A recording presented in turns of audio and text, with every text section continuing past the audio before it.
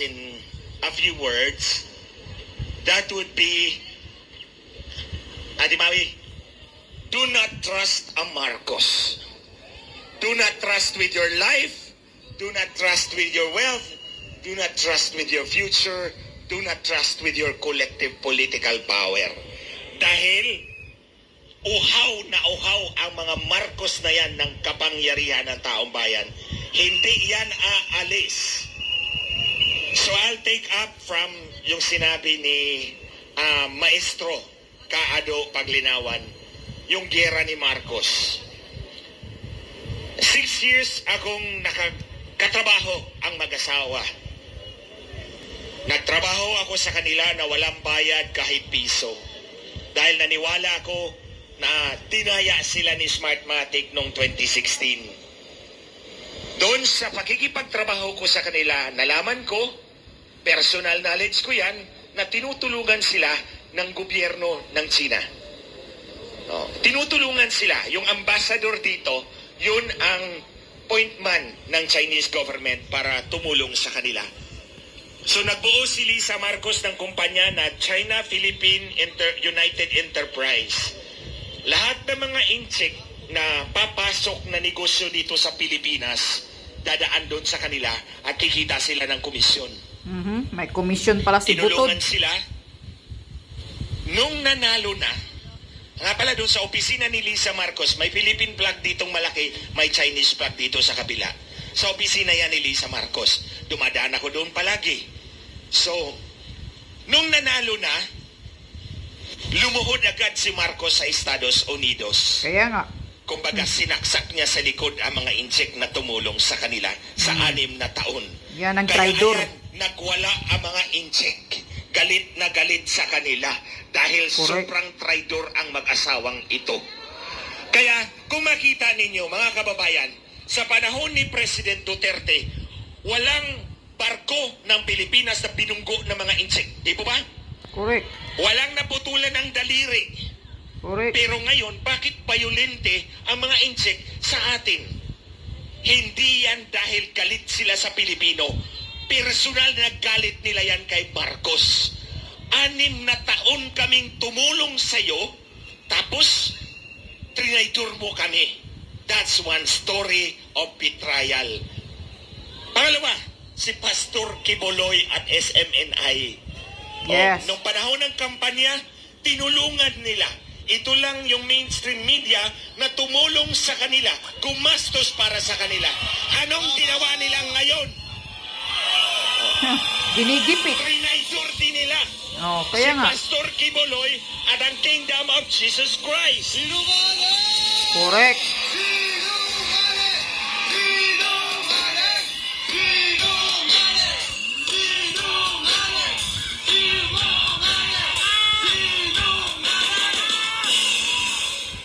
Ako ang ihimplo ng personal na pagtraidor ng mag-asawang ito. Correct. Kaya nga, ulit-ulitin ko, kung si Lisa Marcos nasa harap ko lang, sinampal na kita kaliwat kanan, back to back. Dahil sobrang kapal ng mukha mo, Lisa Marcos, kaya ang tawag ko dito, creature from hell. Creature from hell. Ni Lisa Marcos. Ni Lisa Marcos. Walang konsensya tong babaeng to. Purely transactional. Ito ha. Ang isa sa kasama ko, si Hubert Guevara. Kasama ko yan sa grupo namin doon. Nagsilpi sa kanila ng 6 na taon. Alam nyo, pinakuha niya ng private jet sa Davao. Kasi si Hubert Guevara naglalaro ng football doon sa Davao. Pinakuha ni Lisa Marcos ng private jet para dalhin sa Malacanang at ipresenta kay Bongbong Marcos, ito yung Senior Deputy Executive Secretary mo. Sa mga tweet, si Lisa Marcos ang nagdidikta kung sino ang pauupuin sa gobyerno. Hindi si Bangag Marcos. Yan ang malinaw na patunay na itong nakaupo sa Malacanang ay under the saya over and above. Alam ko 6 na taon kong kasama yung mag-asawa na yan. Walang masasabi si Marcos pag dinikta ni Lisa Marcos. Yan ang totoo. Kaya ngayon, mga Kaya nga, kababayan, kitang-kita naman sa mukha ni Butog. ng gobyerno ay Demunyang isang babae. hindi ninyo hinalal. Yung Lisa Marcos na yan, hindi ninyo hinalal yan. Pero yan ang nagpapatakbo ng gobyerno o maapekto sa buhay ng bawat Pilipino. Correct. Kaya isang rason kung bakit dapat patalsikin si Marcos Jr. dahil walang silbi. Ang tawag ko nga sa kanya, flower pot ka lang dyan sa Office of the President. Manikin ka lang, Marcos Jr. Kasi ang asawa mo naman ang totoong nagpapatakbo ng lahat ng bagay. Correct. Balik tayo kay Hubert Guevara. Wala pang 2 taon. Tinimote niya, tinapon sa SEC. Wala pa 1 buwan na heart attack bigla. You see? For me, that's another act of betrayal. Ako, binenta kay Smartmatic. Para dagdagan yung boto ni Marcos noong halalan. Kasi nga, si Inday Sara expected na mataas ang boto. Yung 32 million ni Inday Sara, totoong boto niya yan. Walang manipulasyon yan. Ang kay Marcos, ulitin ko, 6 kaming technical na mga tao na nagpustahan doon sa headquarters. Pinakamataas na pusta namin, 24 million lang ang boto ni Marcos. Paglabas ng resulta, 31.8 million. So in other words, dinagdagan nila para dumikit kay Inday Sara. Kasi po, kung 32 million si Inday Sara at 24 million lang si Marcos, edi si Inday Sara ang titingalain nating leader, di po ba? Takot si Lisa Marcos na matanggal. Kasi balak na niyang manatili sa Malacanang. Ang hasawa muna niya ngayon, tapos sisirain nila si Inday Sara para isingit si Tambahudas, tapos sa 2034 ang anak na naman niya ang magpresidente.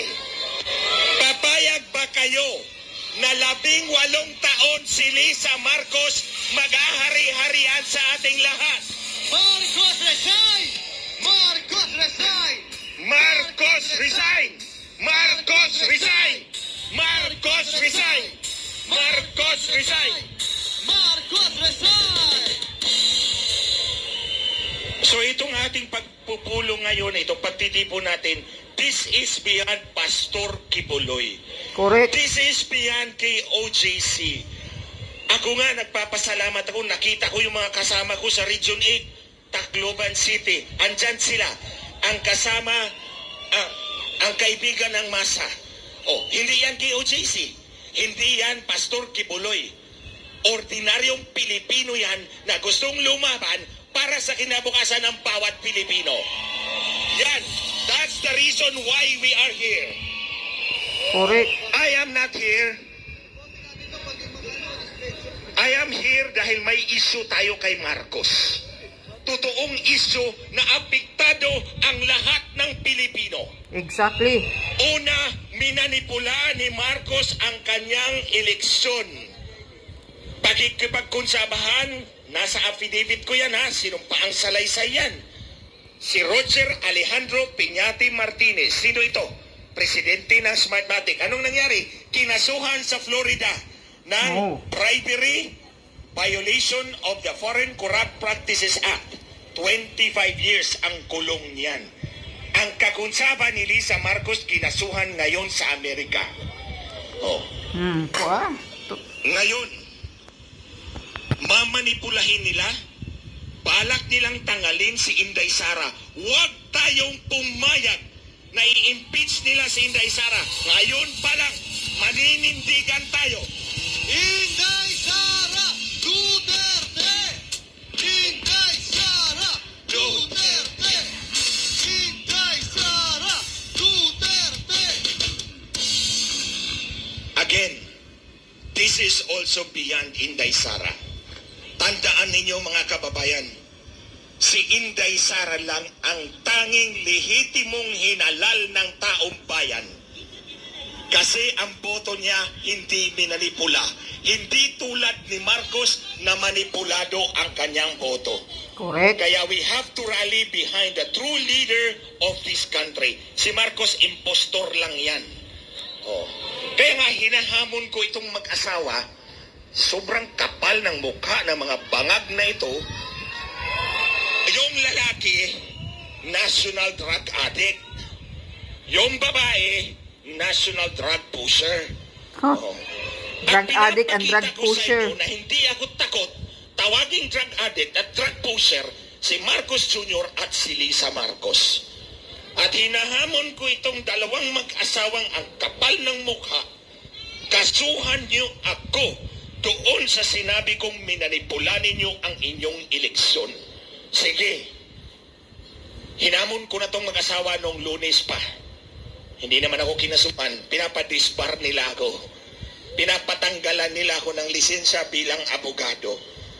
At 3 na po yung disbarment ko, may pang-4 pa. Yung 3, nauna nung nagsalita ko sa Maisog Rally. Yung pang-4 dahil sasampalin ko raw si Lisa Marcos. So sabi ko kay Lisa Marcos, sige, pag sinagot ko yung pang-4, idetalye ko doon kung paano mo minanipula ang Korte Suprema. Sige. At ito, ang kakontsabo ni Lisa Marcos, bago to. Ang kakontsabo ni Lisa Marcos na manipulahin ang Korte Suprema ay si Justice Lucas Bersamin, yung Executive Secretary ni Marcos. Oho. Ngayon ko pa lang yan pinangalanan para palapit na tayo dyan. Si Chief Justice Lucas Bersamin, ang Chief Justice ng Korte Suprema, si Lisa Marcos ang kakontsaba on the other hand, para manipulahin ang desisyon ng Korte Suprema at paupuin si Marcos bilang Vice President doon sa protesta niya. Sige. Subukan mo, Lisa Marcos. Ididetalye ko yan at malalaman yan ng buong sambayan ng Pilipino kung gaano ka kagarapal at gaano ka kauhaw sa kapangyarihan. Natalo na nga yung asawa mo, minamani mo, pula mo pa na makaupo. Yan ang totoo. Siyempre, alam ko yun dahil ako ang inutusan niya. So, I'm right in the center of it all. Oh. Ang problema lang ni Marcos, hindi niya ako kayang bayaran at hindi niya ako kayang takutin.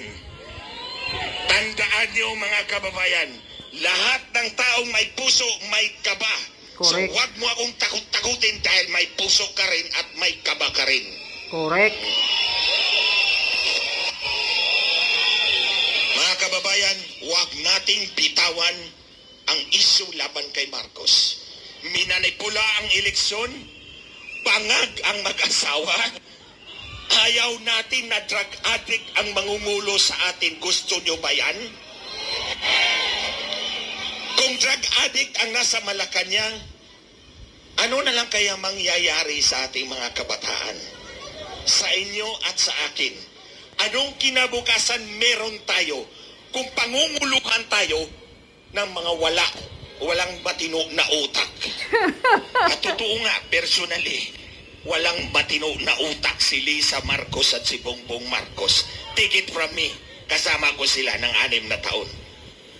Kaya mga kababayan, ito ang issue natin laban kay Marcos. Itong pagluhod-luhod niya sa Amerika, dahil natakot siya, natatanggapin siya ng mga Amerikano. Palagi din sinasabi sa atin dati, the Americans will rule my father.